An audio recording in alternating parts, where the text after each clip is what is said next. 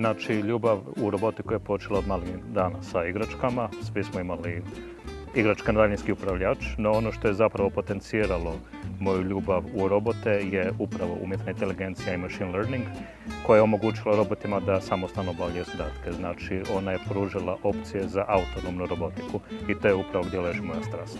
Primarni fokus Notuma je poboljšavanje kvalitete života našim sugrađanima, ali na način koji je ekološki i društveno osjetljiv i sa AI-em koji je razvijano odgovorno. LoRa niskoenergetska mreža je projekt koji smo predstavili gradu Velika Gorica. LoRa mreža je ono što omogućava gradu da bude pametan. Jedna od svojstava tehnologije je da se sastoji od vrlo niskoenergetskih senzora. Senzori koji mogu sa baterijom trajati godinama. Svoj životni vijek isplate višestruko u prvih godinu dana rada. Tako da smo imali u planu napraviti pametne kante za smeće, pametne kontejnere koji bi periodično javljali baznoj stanici svoju popunjenost sa AI podrškom koja bi automatski planirala prema uvjetima na cesti najbržu i najefikasniju rutu za pražnjine, za djelatnike čistoće. Bavimo se i 3D skeniranjem. Znači, bilo to sa structured light skeniranjem ili fotogrametrijom. Možemo skenirati sve od veličine zgrade do privjeska za ključeve. Imamo i popriličan veliki broj 3D printera sa kojima radimo prototipe, enclosure za naše vlastite potrebe, ali jasno i za potrebe klijenata u raznim materijalima. Naš glavni proizvod je aplikacija za nadziranje sigurnosti na gradilištu i upravo u kontekstu te aplikacije se stvorila potreba koju je klijent izrazio za autonomnim nadziranjem gradilišta, gdje smo otkrili Go2 platformu kao primjerenu opciju i trenutno koristimo Go2 Edu Pro verziju koju unapređujemo sa vlastitim softverom, povezujemo sa postojećim softverom za nadziranje gradilišta i apsolutno drastično proširujemo spektar mogućnosti za klijenta koji sada može nadzirati gradilišta gdje nije fizički prisutan.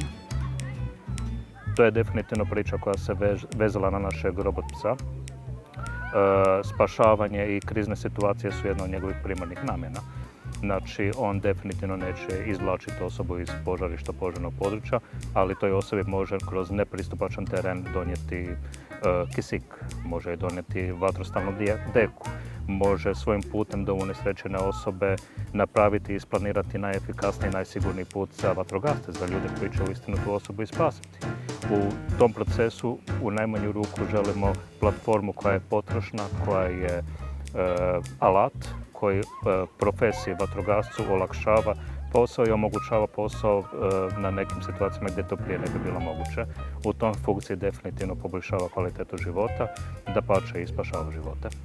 Sa dronovima pretežno radimo inspekcije teško dostupnih mjesta, poput ruševina, krovišta i sl. No, ono što je još interesantno u našoj ponudi, a poprilično se nažalost rijetko traži od nas, je inspekcija usjeva, inspekcija žitarica. Sa multispektralnom kamerom možemo na vrlo laki način detektirati biljke kojima fali vode, biljke koje su na neki način bolesne, a na izgled golom oko izgledaju jednako zdravo kao i neke druge biljke na istom području.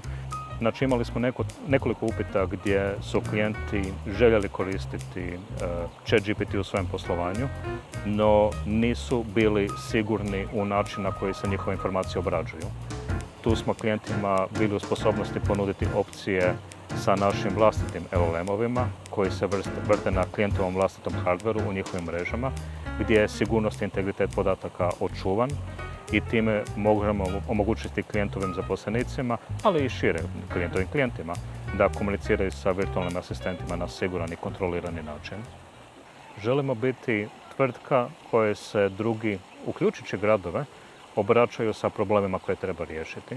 Nikad ne grizemo više nego što možemo progutati, prihvaćamo probleme koje uistinu možemo realizirati i želim djelovati na način gdje probleme rješavamo i stvaramo mogućnosti za nove napretke u bilo kojim granama, bilo industrije, društvenim djelatnostima, proizvodnim procesima, pa evo i kriznim situacijama. Želimo pomoći gdje možemo.